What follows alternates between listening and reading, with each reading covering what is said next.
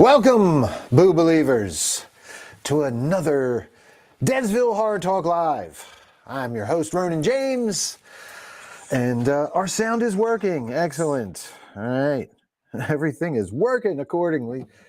So, Justin Seelig tuning in. I see we have a few people here early. They Love Emily checking in on Kick. Thanks so much for checking in on Kick. I'm going to turn my power bar on over here. We'll remind you guys we now stream on YouTube and Facebook and Kick and Twitch simultaneously live whenever I do this, which is usually Monday, Wednesday, and Friday, 5 p.m. Eastern. I read over some of the new horror headlines and watch trailers and react and give you my opinion as a professional from the industry as well as a fan. So today we've got, we got something. Oh, I guess I should go into that. A little bit about me. I am Ronin James. I'm a 20 plus year stuntman, stunt coordinator, second unit director, now director and producer, creator of content, whatever, hosting this stuff. And if you've seen my reels, I'm a ridiculous, silly human being in front of the camera sometimes. So enjoy. But I can also be a serious professional. And yes, I was a serious professional with people's safety in my hands, and still am. I just finished working on a horror movie called Stalked, where we worked with, brought a couple stunt people in. We did a car crash and some rigging stuff, and worked with some horror icons.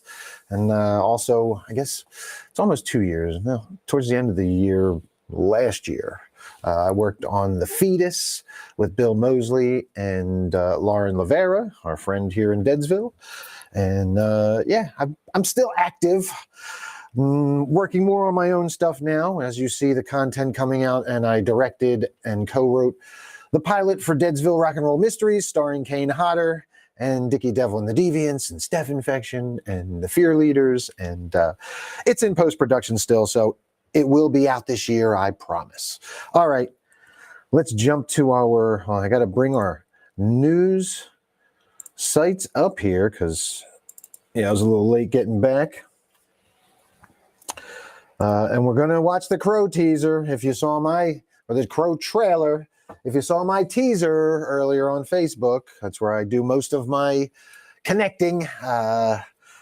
Facebook, we're also on Instagram and other places, but I go live to Facebook. So we have live chat in Facebook, but also I can see all your stuff from the same restream platform. If you're on Kick or YouTube or Twitch and you want to check in, make sure you say hi.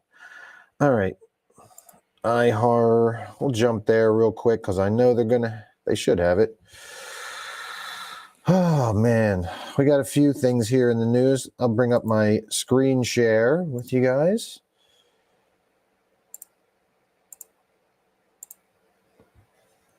And I can take the 5-minute warning down now, right? There's the captions and close that. Let me just pop up the Crow remake thoughts until you guys jump into the chat. If you want to put your thoughts, if you've watched the trailer already and want to make your thoughts known, jump in the chat. I will find it in a minute as I scroll through some of today's news. Well, that was 2 days ago. Some of this we've already seen. 2 days. So, iHorror, the latest thing is Leprechaun reboot, Little Shop of Halloween Horrors, Joe Dante film. All right, well, let's see what else we have, because I know somebody's got it on their site. Let's go to Bloody Disgusting. So Justin checks in. Tom Shalaba checking in. What's up, Tom? And TJ Thrash, as always. What's up, brother? Thanks for checking in. Harold Gant, how you been, brother?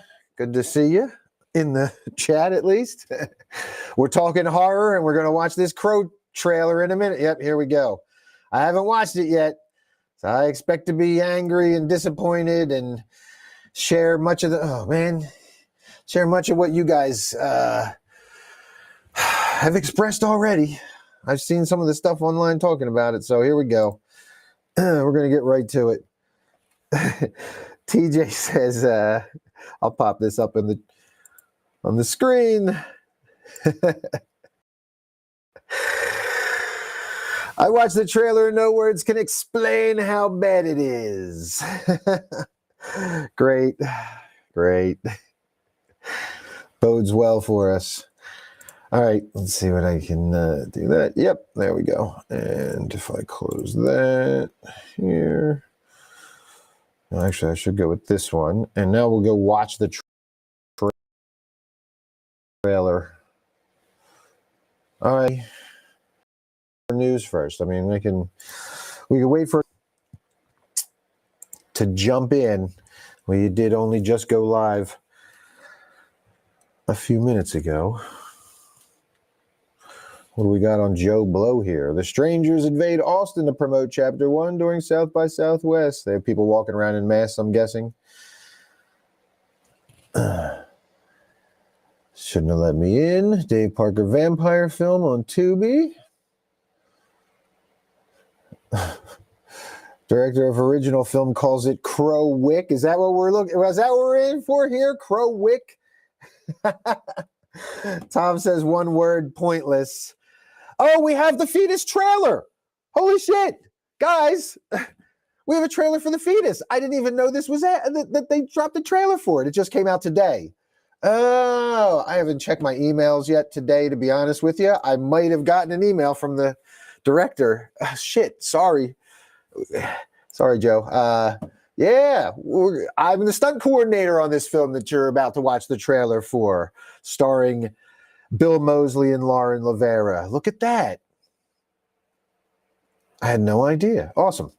All right, well, this is Joe Blow reporting this one. This is the story we're going with first here, folks. Let's do it. Yes, you will find me on imdb under the name Jae Greene, Jaegreene. I've been a stunt coordinator many years. I worked in a lot of horror films. Worked with Bill multiple times. I'm friendly with Lauren. We've been friends and went to the same Taekwondo schools, like lineage, and have, we've trained in the same places before, and have a lot of the same mutual friends in stunts and acting. So yes, and Lauren has been on our channel before as well, being interviewed by the Ghoul Talk girls a couple years ago when they were doing the Ghoul Talk show. So Brina checking in. What's up, Brina? I haven't gone there yet, Brina. I found another trailer to watch first, and it's a trailer for a movie that I worked on. So this is called The Fetus. And we shot this, I guess, like almost 2 years ago up in the Poconos. And you'll see some pictures. I have some pictures I can share later. I'm gonna have to show this. I'm gonna have to share this on my social medias too there. The Fetus trailer, Lauren Lavera, Bill Moseley starring pregnancy horror film. A trailer's been released for The Fetus, a pregnancy horror film starring Terrifier 2's Lauren Lavera and genre icon Bill Moseley. And yes, work with both of them. Pictures on my Facebook, you can see. There's the trailer. Let's see what they say about it first of all.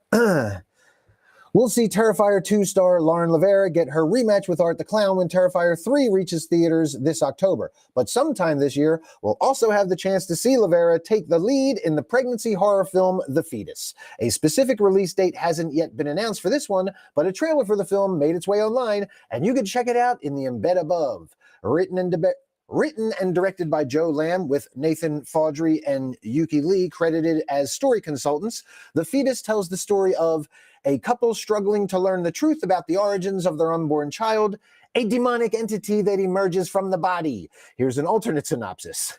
When Alessa becomes pregnant, it brings up Chris's deep-rooted trauma surrounding fatherhood. Upon discovering that their fetus craves human blood, they visit his mother Maddox for answers. All right, yes, this is a wild one, folks. It's called The Fetus. Be prepared. It's about a demonic fetus, all right? The Fetus marks the feature directorial debut of Lamb, who has previously directed multiple short films and a healthcare documentary. The director provided the following statement. With The Fetus, I wanted to delve into the emotional terrain of Alessa's unwanted pregnancy, exploring the complexities it imposes on her relationships with her father Maddox and her partner Chris. The Fetus becomes a metaphorical antagonist, unraveling both Chris and Alessa's psyche, leading them on a haunting journey of fear, self-discovery, and the intricate web of family dynamics. Ultimately, I hope this story challenges the boundaries of the horror genre. All right, Lamb also produced the film with Joe Barbagallo and Brent Trotter. And if Joe Barbagallo sounds familiar, he was also the producer and the star of Ghosts or Zero, the other movie that recently got a write-up for being an AI, a top 7 AI sci-fi movies on Amazon Prime by Cineholic, cineholic.com. Yes. So yes. Joe Barbagallo also acted in this one, and yeah, there's a host of other actors in this as well. I'm not going to go through all the names, but the big ones, obviously, Lauren Lavera and Bill Moseley. And here's a picture of Bill on set, the big old beard. All right, let's watch the trailer. I haven't seen this yet, so this is a first watch for me of my own project that I worked on. So let's see real quick before we do. Anthony Noble checking in. I'm going to jump to the chat here. Okay, Brina says, okay, that is really badass. I admire both of them. Yes, and they were awesome to work with. Like I said, this was man, I've worked with Bill on multiple things now, and yeah, this one was a blast. We were there. He remembered me from one of the early ones we worked on way back here in Philly called The Church. And my brother was stunt doubling for him, and I was the assistant coordinator. And yeah, it was a fun time. So, all right, let's check this trailer out. The Fetus, 2024, Bill Moseley, Lauren Lavera, and coordinated by yours truly. You're pregnant.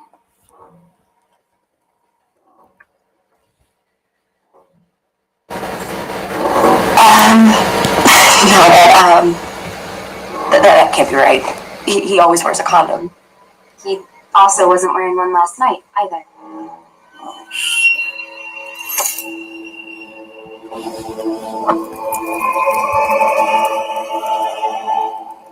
When you tell me you're pregnant, huh? It's not good. As soon as we're done eating. Can't hear it. Alyssa said you had a dog. Hang on, guys. Let me see if I can get Where's the he? volume up. I don't know what's going on with this. Hang on.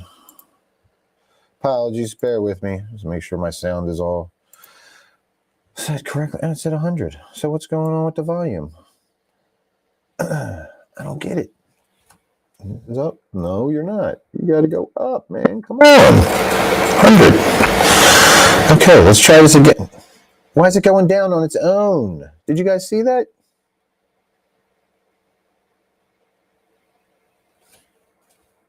Dude, stay up there. All right. Look, it just started going down on its own again. Stop it. It's going down on its own. You motherfucker. Oh my God.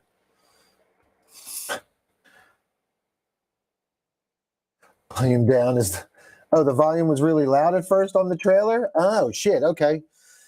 Sorry, guys, because it's not really loud coming through here. All right, apologies. Then we will start it over and we'll... I'll keep it there. You're pregnant.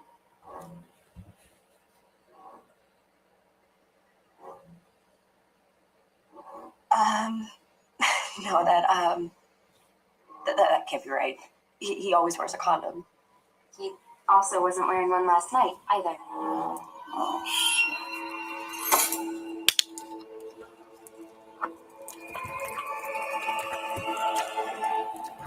When you tell me you're pregnant, huh? Thanks, Matt. Thank you. As soon as we're done eating. Alyssa said you had a dog. Where's he? Dog's dead.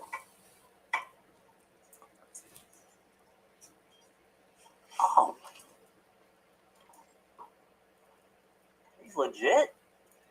What was it like in Nam? Chris, Yeah. You weren't kidding. were you? You? Really?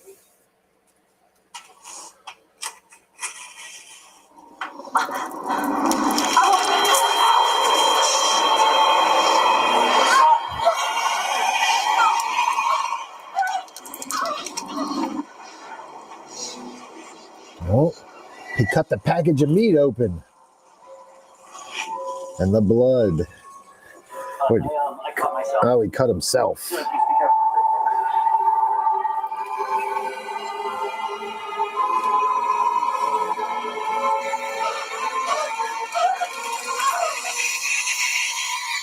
Ah!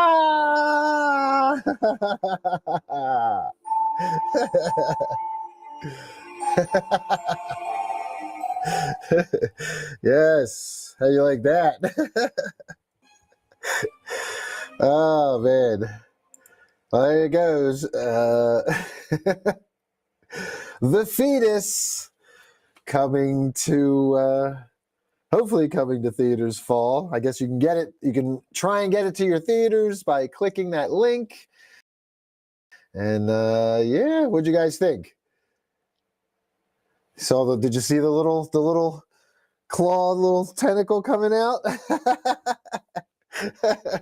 Yeah, I have some pictures from behind the scenes with some of the prosthetics and stuff that we used on the film. So once I'm allowed to, I will share some of that stuff. And yeah, you guys can see some of the cool things that the practical effects department is, because practical effects department did. Yeah, because whenever I have downtime on set, I'm always checking out the makeup artists because I love that stuff as well. So if we're not doing stunts and I have a few minutes to have a cup of coffee, I'll pop over and check out some makeup. I love VFX stuff, special effects, practical makeup, of course. All right, let's jump to the chat and see what you guys thought of that one. So, Justin Seelig says, "Oh shit, that looks awesome." And Matt Zane, thanks by the way, Matt, for letting me know the volume was good. Says, "Surprise ending, it's a sequel to Teeth, LOL." Ah, Teeth. Yikes. If you've seen Teeth, you know. Brina says, "I love Rosemary's Baby, and that's the vibe and concept I felt from this, so I'm excited." Definitely some Rosemary's Baby vibes, but then it's also like it's like a creature, as you saw, if you caught the little tentacle at the end. It's like a creature feature film. So yeah, a little bit of both, the Rosemary's Baby vibes with a legit practical creature. So yeah, it'll be a fun one, I promise that. All right, let's jump back over here and get our Crow trailer. I guess we'll go to this Crow trailer now. Let's hate on this fucking Crow trailer now. Maddie Meek joining in. Maddie, movie I coordinated, we just found. The Fetus, and it showed a little bit of the practical claw tentacle emerging. So, all right, let me bring this up here. Matt says a sprinkle of basket case. Yeah, definitely a little bit of basket case in there too.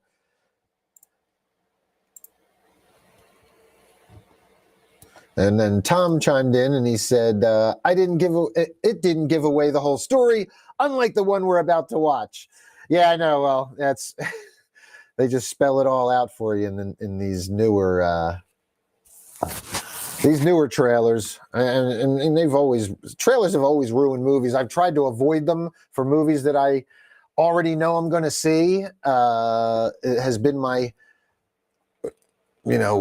practice, I guess, for the last few years, because because they spoil too much. If I know I'm going to watch a movie, I don't need to watch the trailer, and I don't want anything spoiled. I like going in blind, so I tend to avoid trailers. But now that I've been doing this show, I watch a lot more trailers now, so we can watch them together and react and do all this kind of fun stuff. So thank you guys for tuning in, of course, and playing along with my shenanigans.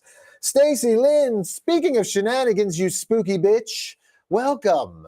Makeup artist, and shared some cool pics from Monster Mania last weekend when we were there. Saw her there. Hugs. All right, let's get to this. Let's get to this damn trailer. Let me switch my view here so you guys can get a bigger view of the trailer while we watch it. I hear it's so bad. I guess I've just been listening to people complain. So, all right, let's see what we get here. I guess I'll read through the story first. This on Bloody Disgusting. The Crow remake trailer. Bill Skarsgård dishes out extremely bloody revenge as Eric Draven.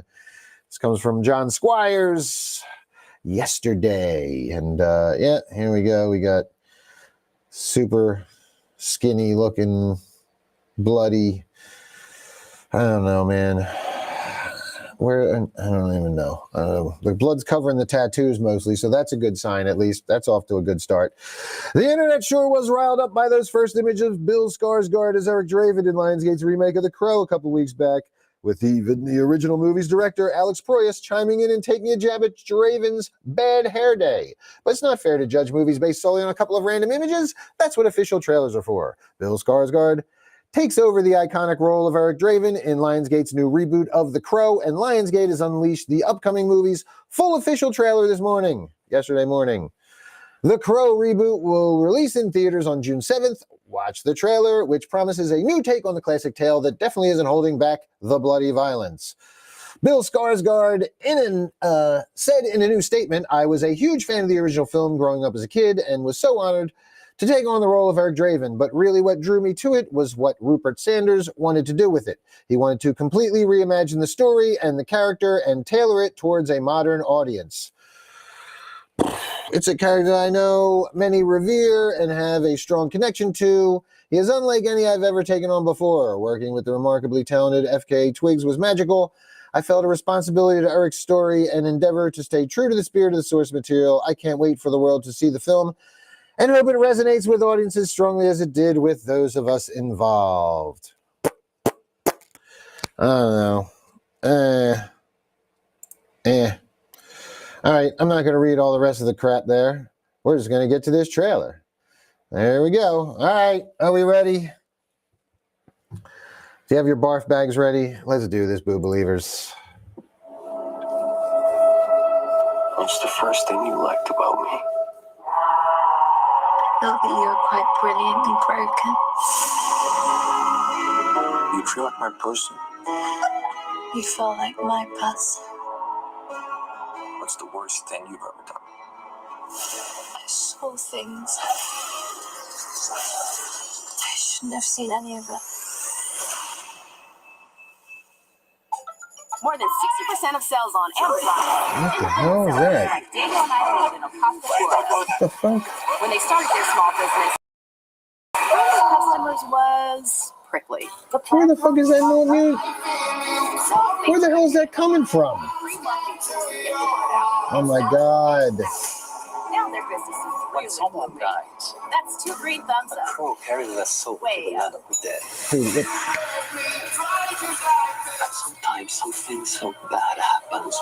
all right, apologies. I don't know where a fucking commercial just started playing. Jesus Christ. I shouldn't have seen any of it.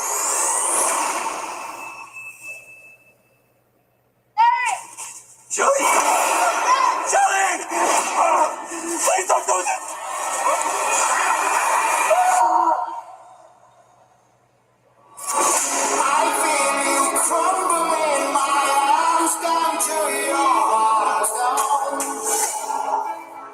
When someone dies, a crow carries their soul to the land of the dead. But sometimes something so bad happens that the soul cannot rest.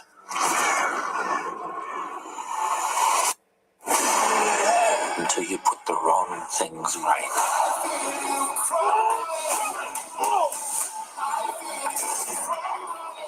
You were given the power of a god.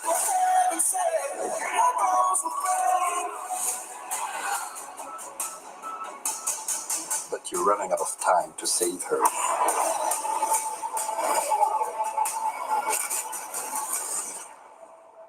I'm gonna kill them. Every single one of them.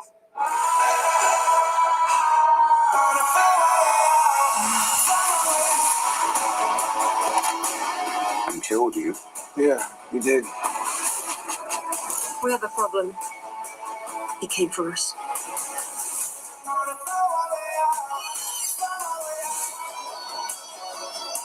First impulse.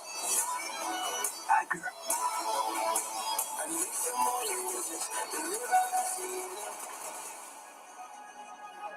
It's not anger. It's love.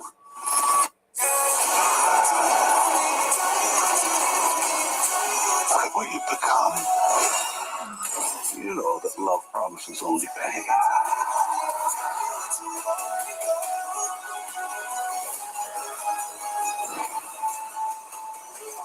You have no idea what hell awaits you. No, I do.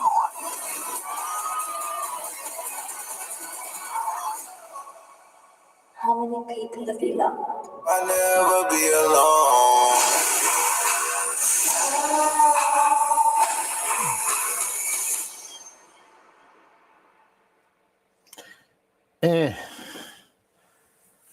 Yeah.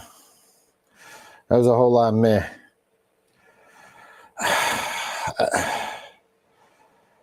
I don't know. I can see why people call it Crow Wick. I could totally see why people are referring to it as Crow Wick. Yeah, they're really going overboard with the action. And switch up here so you guys can get a bigger view of my fucking head. Wow, it just looks like they turned it into some generic action movie and just slapped the Crow's name on it. I don't know. It doesn't feel like the Crow, that's for sure.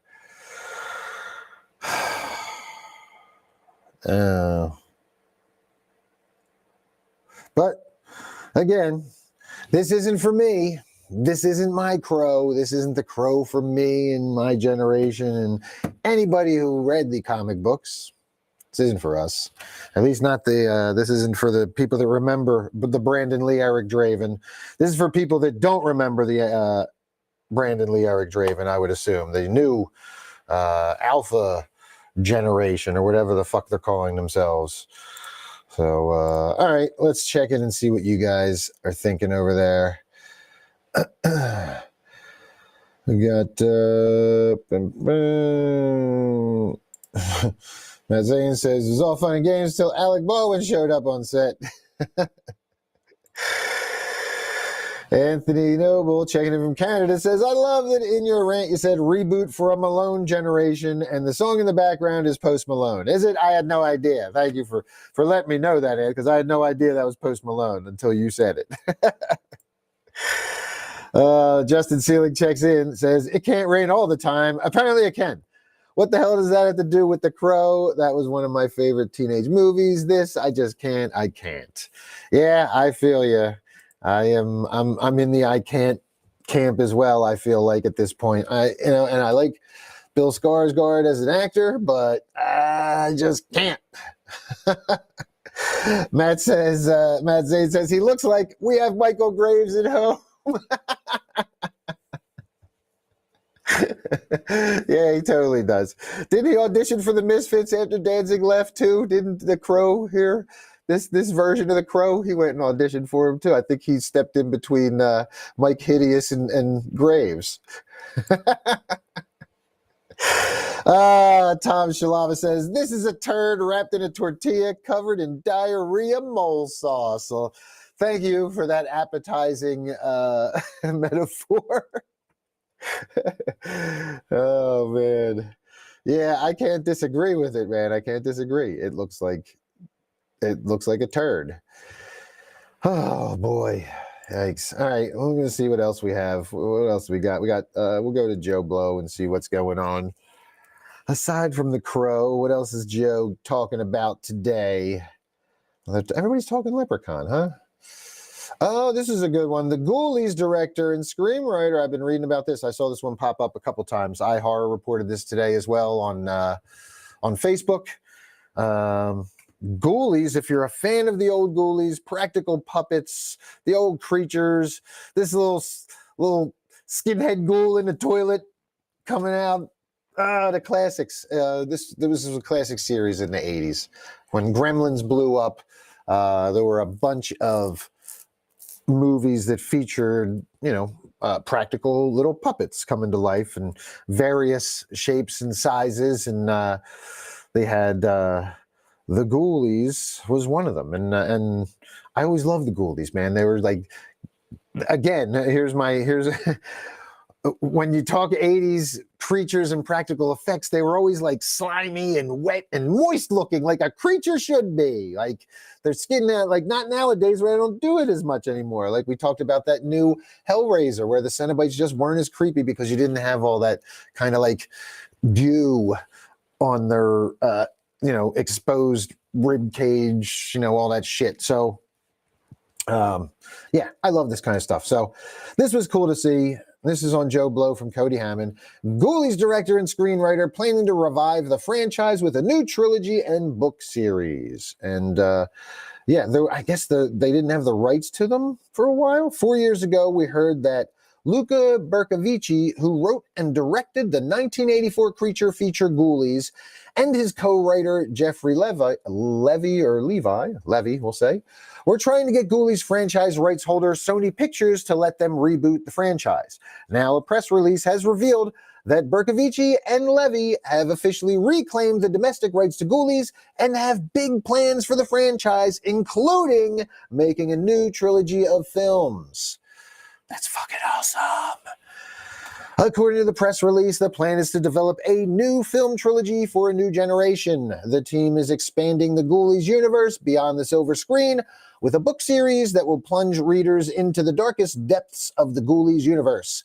Fans can look forward to bringing home a piece of the Ghoulies universe with an exclusive line of figures, apparel, and collectibles for every devotee of the delightfully demonic Ghoulies. Yeah, I'm shooting finger guns, yo. I'm fucking shooting my finger guns. Bercovici and Levy are working with screenwriter Theo Lemasters to make this all happen. The press release says they're poised to unleash an unparalleled wave of horror fun that will, quote, keep audiences wallowing in filthy horror fun for many years to come. I love the sound of that.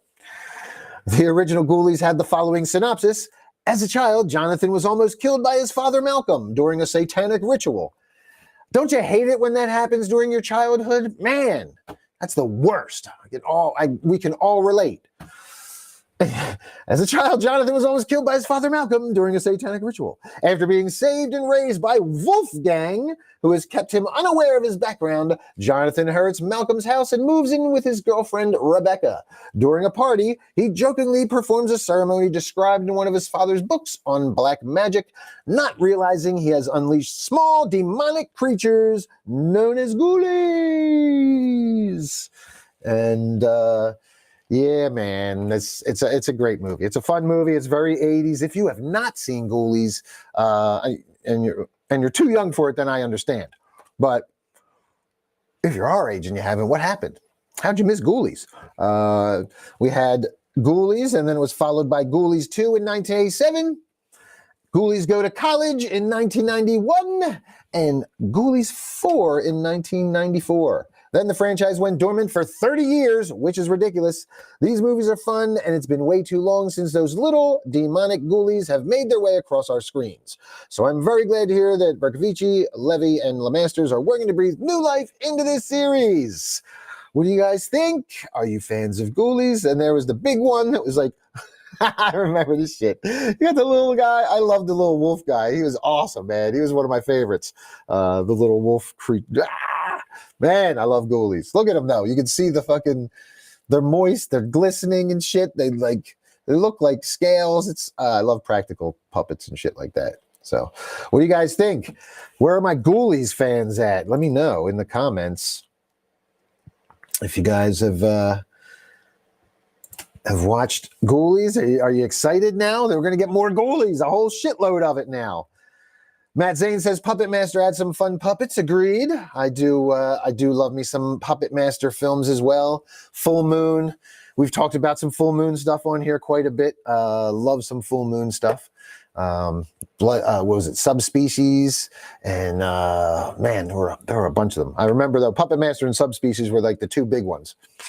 All right, Tom Shalaba says they didn't spare the lube back then, and that's right, Tom. Just slap more of that lube on there, make that monster glisten. Tom says this version of the Crow is going in dry. Yes, zing, Matt Zanes. Good one. All right, Anthony Noble, check it in. Says Critters was great too. Yes. Where's my critter? Oh, he's over there on the wall. I do have a critter. We'll have to get him back out here. I don't have a ghoulie though. I guess I'm gonna have to find a ghoulie. That's gonna be one of my next things to look into, especially now that they have them coming out, man. They're gonna have a whole bunch of new Ghoulies merch, so I'm gonna have to look into some Ghoulies merch when they drop that shit. But I know they have some stuff out now, and there's some stuff you can find, old stuff and stuff that people custom made and all that. So yeah, Critters were awesome. Critters were one of my favorites. I love Critters. I give Critters the nod over Gremlins. It's a cheesier movie, but it also had that sci-fi aspect to it, which like the whole space thing, which again, I'm a big sci-fi nerd as well. So I love me some shit with like intergalactic bounty hunters or space marines and stuff like that. So Critters was a favorite of mine when I was younger, man. I loved it. I still go back and watch them, and they had a couple of new ones that they did, and they're terrible. But I still watch them. I watch all of them. I bought the fucking Blu-rays because I was like, oh, it's fucking Critters, and it was in the dollar bin, so I had to have it. So yes, I fucking love Critters. Let's see. Justin Seelig checking in says, am a huge Groovy Ghoulies fan, so that made me check out the movie series. I absolutely love this franchise. Has nothing to do with Kepi, and I still love it. Yeah, the Groovy Ghoulies. Matt says, I forgot about Critters. They were great. And Matt says, Graveyard Shift had a cool looking giant bat monster thing. Yes, the fucking monster in the was like a cotton mill in Graveyard Shift. Wasn't it like it was like an old cotton mill or something that they were working in. And yeah, man, that giant like rat thing, fucking rat creature. Yeah, that was a good one back in the day too. Good practical effects on that. Yes, Anthony Noble, Critters has boobs too. Leave it to my man from Canada to chime in and remind us. Yeah, I think Critters was R-rated where Gremlins was PG, maybe? Somebody wants to check that out. If I guess Steph Infection isn't tuned in. I don't see her watching. She's my Googler.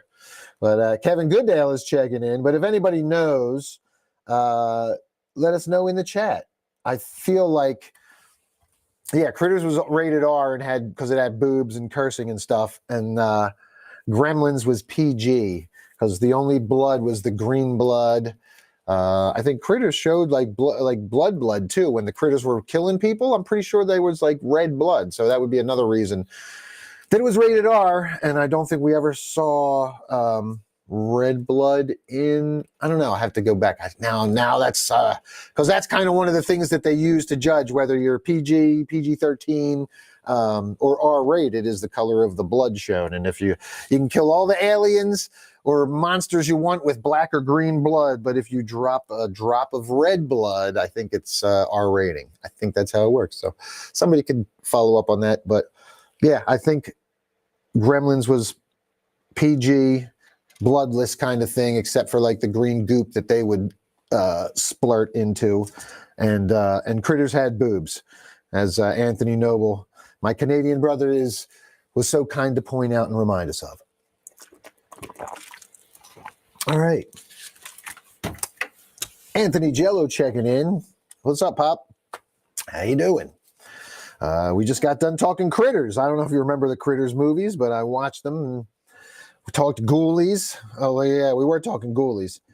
Tom comes with the knowledge. Tom Shalaba came with the knowledge. Here it is, guys.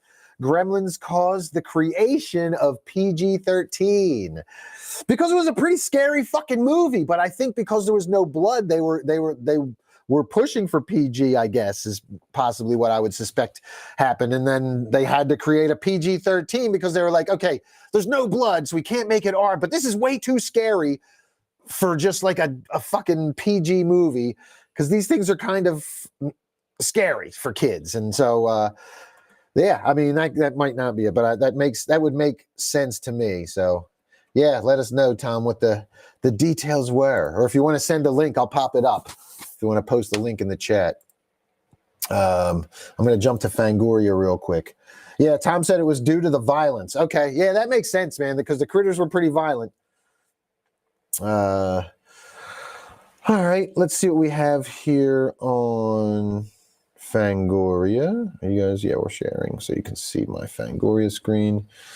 All right, let's talk some Leprechaun. Since we're in the 80s, we might as well jump to this story. Apparently, it's on. The new Leprechaun is happening. This is on Fangoria from Ryan Scott. This was earlier today, a couple hours ago. New Leprechaun movie will be funny, scary, and full of practical effects. Director Felipe Vargas shares his vision for his upcoming reboot of the classic horror franchise.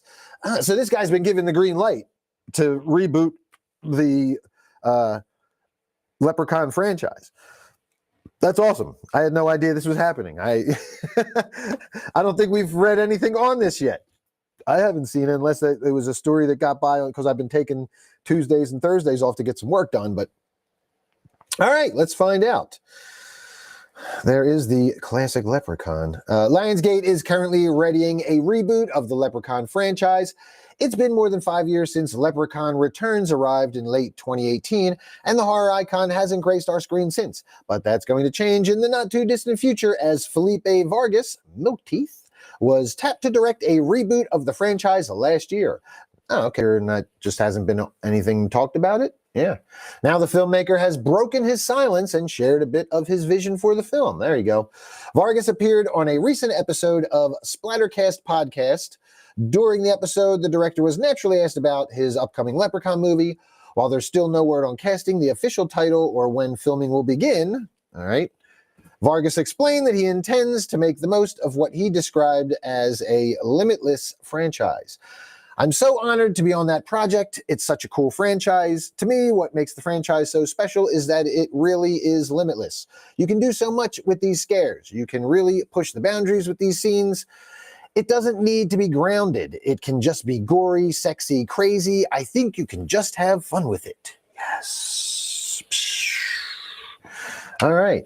And if you want to read more, watch more, you can check out this huge reboot news.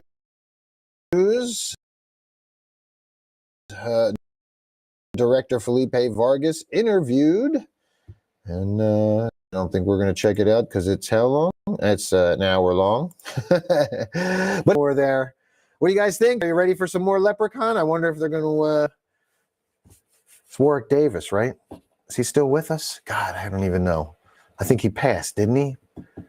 I wonder who they'll put in the... No, Warwick Davis still with us because he was doing Willow, right? That Willow remake. So maybe they'll bring him back as the Leprechaun. We'll see. What do you think, Boo Believers? Are you ready for some more Leprechaun? I mean, Leprechaun in Space was pretty fun. I love anything that goes to space. I thought that would be the last one, but I'm going to jump here. Matt Zane says, if you've never seen the Key and Peele pitch meeting for Gremlins 2, do yourself a favor and check it out. All right, I will, because I love Key and Peele, and I love the pitch meetings. Yeah, Matt, Warwick Davis is still alive. That's what I thought. All right, let's jump to this story real quick before we... Can I jump to it? Show. It's not going to let me get into the... Can I? No. I can't click on the link and bring it up. Where'd you go? Sci-fi.com. I'm going to find it. And we'll just look at that real quick.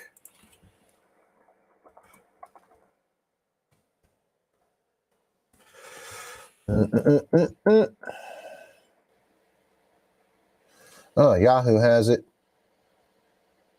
All right, here we go. Interesting. Collider. All right, we'll go to this one from Collider, Boo Believers. This will be the last story for the day. So thanks for checking in. If you have anything you want to add, please be sure to jump in the comments. Make sure you like, follow, subscribe wherever you're listening, watching. We're on Kick. We're on Twitch. We're on YouTube and Facebook, obviously. So here we go. Collider, we have Gremlins and Temple of Doom to thank for the PG-13 rating. History changed 1 month in 1984 when 2 PG-rated classics were deemed too scary for kids. There you go. And I remember this too. Temple of Doom with the whole Mola Ram taking people's hearts out. Yes, I do remember that. Yes. Holy shit. In 1984, the movie industry would be changed forever in a way most of us don't think about anymore. In a 1 month span, Indiana Jones and the Temple of Doom and Gremlins were both released to theaters. They were both massive successes, ending up just behind Ghostbusters as the top box office draws of the year. Steven Spielberg, who was the most powerful director in Hollywood during the decade, had a hand in both films, directing Temple of Doom and executive producing Gremlins. There was just one big problem with this success. Both films were rated PG, and many parents complained about the amount of violence their kids had unexpectedly been exposed to. Because of this, a new rating was born. In 1984, the MPA, Motion Picture Association, created the PG-13 rating, which created a safe place for films that weren't family-friendly, but weren't exactly so violent and profanity-laced to receive an R rating either. There you go. And I'm going to go on to talk a little more about it. In 1984, the movie rating system was a little simpler than it is today. There was the G rating for general audiences. Most of your animated kids' films and Disney pictures fell under this. There was PG for parental guidance suggested. Some scenes here might be considered a little too violent for small kids, and it was up to parents to decide if this was something they wanted their children to see. Then there was R, which restricted anyone under 17 from watching a movie in a theater without a parent or guardian with them. This rating was reserved for more adult fare with profanity and or sexual scenes. There was the little used X rating as well, which became NC-17 in 1990, but there was nothing to cover the wide ground between PG and R. It could be tricky for some releases. Jaws, for example, another Spielberg film, was rated PG, but with its intense and scary scenes and a few bits of gore, it really pushed the boundaries. And yes, I saw Jaws as a kid, and I don't go in the ocean, and I haven't. I just don't. Don't do it. It was traumatizing. Jaws fucking traumatized the shit out of me. I don't go in the ocean past my ankles. Fuck that. So yeah, I wish they would have put that in place, and I didn't see Jaws when I was like 8. Fuck. Or whatever, however old I was. Fuck. In 1984, Steven Spielberg pushed a little too far. Indiana Jones Temple of Doom, released on May 23rd, was the follow-up to 81's Raiders of the Lost Ark, which had been rated PG-13. PG. There are a few disturbing images in that movie, such as the face melting scene, but the violence was minimal, and scenes like the one just mentioned were so unrealistic that there weren't any complaints. That changed with Temple of Doom. It's darker in tone and a little more serious compared to the fun serial adventure like the first film. There's more violence as well, but it's one scene in particular that crosses the line for many on what young children should be seeing. During one moment of Indiana Jones Temple of Doom, there is a sacrifice scene like few moviegoers have ever seen. Much of the film involves the Thuggee cult. The part of the movie that would help to change history involved the Thuggee high priest Mola Ram sacrificing one of his people. This is not a quick flash of violence, but more than 2 minutes of a scene so disturbing that it would even leave some adults uncomfortable. During the sacrifice, a scared-looking man is bound. Mola Ram touches the man's chest. In a highly realistic bit of visual effects, his hands go into the sacrifice's chest, and Mola Ram pulls out his still-beating heart. The man is then very slowly lowered into a pit of swirling lava and fire, screaming the whole way. When his body hits the flames, we see it happen, and his screams of sheer pain intensify. And also, as he burns, his heart burns as well at the exact time. Jaws has nothing on that. That's a bit intense for PG. I can totally understand.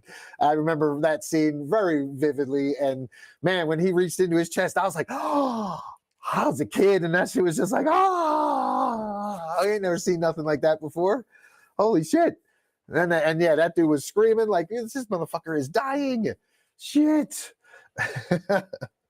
And all right, Gremlins was not the cute kids film parents thought it would be. Here we go. We'll get into the Gremlins portion of this. Sorry.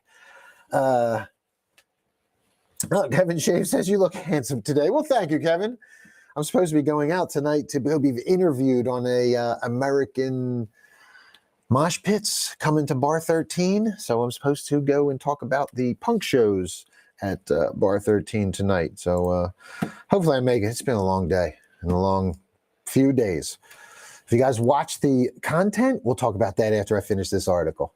All right, on June 8th, just a few weeks after Temple of Doom arrived in theaters, Gremlins premiered. The film's marketing didn't show off the scary creatures, so when parents took their children to the movie, most expecting something akin to another Spielberg film, E.T., the trailers hinted at something a little more sinister, but how bad could it be? And you could, it was like fuzzy. You could see a little bit of hair from Gizmo in those original like posters and stuff. Gremlins is pure fun, but also pure chaos. That is nothing like E.T. Gizmo might have been impossibly cute, but the hellions that popped out of him were nothing but mayhem, especially when they eat after midnight and become scaly, sharp-teethed, devilish-looking beings. Their hijinks aren't simple. One kills a teacher and stabs him with a syringe. Others attack a man dressed as Santa Claus. Mean old Mrs. Deagle is sent flying out of her second-story window to her demise. Gremlins themselves are stabbed to death multiple times, decapitated, and blown up in microwaves. Blenders, I think they put them into. Was that 1 or 2? Maybe that was 2. Some parents felt tricked. This was not the heartwarming Christmas movie they were expecting.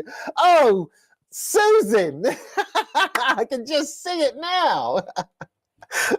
Oh my God!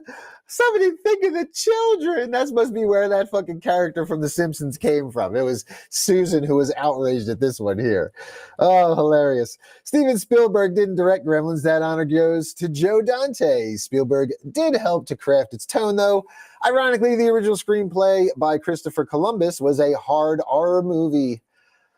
Sorry, a hard R horror movie. But Spielberg suggested that it be toned down to be more fun and family-friendly. Apparently, not everyone appreciated his efforts. That's fucking hilarious. Oh, that's too funny. So, yeah, Steven Spielberg almost single-handedly creating the PG-13 rating back in 1984. Movies have been pushing the boundaries more and more throughout the 70s and into the 80s. The time had come to do something to warn parents about films that were a little too dark and violent for kids. It was Steven Spielberg, of all people, who is credited for creating a new rating for films in between the wide gap of PG and R. 2008 interview of Vanity Fair, the interviewer asked Spielberg what age he let his kids watch Jaws. I haven't shown Jaws to my 10 or 11-year-old, and I won't. I showed Jaws to Sawyer when he was, I think, 13, because then they used the argument, Dad, I was bar mitzvahed last week. Everybody said, today I'm a man, and you still won't let me see Jaws? Sometimes the kids outsmart me. It is PG, but that was before the PG-13 rating. Today, Jaws would obviously be PG-13, just because of the menace, the feeling of it, even more than the blood. Yeah, I mean, it was a terrifying movie. I am traumatized. The ocean was ruined for me for life from seeing Jaws at a young age. The interviewer then brought up Temple of Doom, ushering in the PG-13 rating. The story of that was I had come under criticism, personal criticism, for both Temple of Doom and, Gremlins in the same year. I remember calling Jack Valenti, then the president of the Motion Picture Association, and suggesting to him that we need a rating between R and PG because so many films were falling into another world, of unfairness. Unfair that certain kids were exposed to Jaws, but also unfair that certain films were restricted, that kids who were 13, 14, 15 should be allowed to see. I suggested, let's call it PG-13 or PG-14, depending on how you want to design the slide rule. And Jack came back to me and said, we've determined that PG-13 would be the right age for that temperature of movie. So I've always been very proud that I had something to do with that rating. Well, there you go. Very cool. He actually went and made it happen. Very quickly, the MPA, known as the MPAA, put the PG-13 rating into effect The first movie to get that distinction was Patrick Swayze's Red Dawn. And there's your 1 degree of separation for the day, Boo Believers. Patrick Swayze's Red Dawn, I worked with C. Thomas Howell. If you haven't seen my stunt story, it's in the videos on my Facebook page. The story of how I worked with C. Thomas Howell twice in the same week on 2 different shows unknowingly. And yeah, he recognized me by a funny name that I earned on set on the first show that you probably don't want being labeled with. So anyway, you can check that out, the stunt story, and that connects me to this little story here. Very cool. Very, very cool. Red Dawn. And I love Red Dawn too. Wolverine! This fucking awesome movie. So yes, Patrick Swayze's Red Dawn, which came out on August 10th, the rating was quickly accepted and understood by the general public. The next Indiana Jones film, Indiana Jones Last Crusade, released in 1989, would be slapped with a PG-13 rating, as would Joe Dante's Gremlins 2, The New Batch, the next year. The rating has gone on to give us some of our biggest box office hits of all time, with the last Star Wars trilogy, Marvel movies, the Avatar films, and Titanic, all rated PG-13. So there you go. A little history lesson today on the show, Boo Believers. The history of PG-13. So what do you guys think? Pretty cool, huh? All right. I kind of knew about the Indiana Jones thing because I remembered that. I didn't realize about Jaws and all that either, but that explains so much with the Jaws thing. Holy shit, man. I was traumatized. Brina says, we're going to need a new rating soon since R means very little nowadays. Maybe an RR or R+. Yeah, possibly. And Steven Spielberg was the "this is why we're having safety meetings" guy. Yeah. What is Susan talking about? Gremlins is a family-friendly movie. I guess, I don't know, Steph, if Susan would think that it's family-friendly for all the family. Oh, man.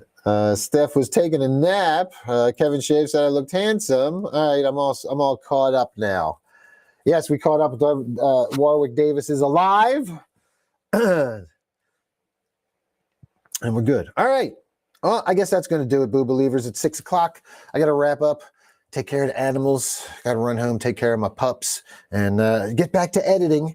So before I get out of here, if you want to get a quick chit chat in about the reels, what do you think of the new Dirk Darkly reels? Have you checked them out yet?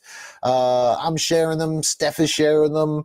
Maddie's sharing them. They're on some of the goth pages and reels pages on Facebook. They're on TikTok and YouTube Shorts. We got them out on. So what do you think of Dirk Darkly? Is he next level cringe enough for you? We had a lot of fun shooting the stuff, and I got a bunch more that are shot. I just edited those 2 real quick so I could get them out yesterday. There's probably another 6, I think another 6 of those, and then we have another like 3-minute sketch that we put together. Anna O checking in. What's up, Anna? Thanks for tuning in. Have you checked out Dirk Darkly, Goth Fuckboy yet? His new video is out. He's got a couple new videos out. Thank you for the stars, Anna. Mwah! From Steph Infection. Thank you so much. Appreciate it, as always. Thank you all. Thank you for stars. Thank you for tuning in and all that good stuff. Yeah, stay tuned because we have like a 3-minute sketch, Dirk Darkly's Guide to Getting a Goth Girl. And yeah, you'll enjoy that one. Ton of fun. And we have more stuff. We're going to finish up the Dickie Devil and the Deviants Oh My Goth video we'll have it. Well, we should have it finished. We have a shoot next week and a shoot the week after. And then it's all wrapped and we can start editing that. And then I get to burn my eyeballs editing that one. And in the meantime, also editing Deadsville Rock and Roll Mysteries. So we can get that out this year. Anna checks in, says, the fuckboy is hilarious. They're hysterical. Thank you, Anna. Yeah, I seem to be getting a lot of positive response. We get a lot of positive response. There's a lot of comments on the videos and stuff. People sharing them. Matt Zaid says Dirk Darkly is the black sheep of the King Diamond family. Yeah, he's the emo goth the goth member of the family. He was the one that everybody else was listening to metal, and Dirk went with The Cure and Bauhaus. Totally. Oh, man. Yeah, so we're having fun here, and we got a lot more to come. So thank you all for the support. Thank you for tuning in Mondays, Wednesdays, and Fridays. And then Steph and I we're probably going to try and go live once a week, maybe, or at least once every other week, and get back to reviewing movies. We're going to go check out Imaginary. I got to see Imaginary. So either me and Maddie or me and Steph will review that one very soon. So let us know if you've seen it. The demonic, like haunted teddy bear movie from Blumhouse, right? It's Blumhouse. So let us know if you've seen it and what your thoughts were. No spoilers, though. I'm going to try and check it out. Hopefully next week I'll have some time. All right, Boo Believers, that's it for us for the week. Stephen Kiefer and Jesse Zito just checking in. We're bailing for the day, boys, but be sure to go back and watch the replay. That way you can catch up. We got some awesome news that we've talked about in here with the Ghoulies coming back and a few other things. We also got a history lesson on how Gremlins gave us the PG-13 rating, along with Indiana Jones and Temple of Doom. So, all right, that's going to do it for me for today. I will see you all next week. Until then, stay spooky.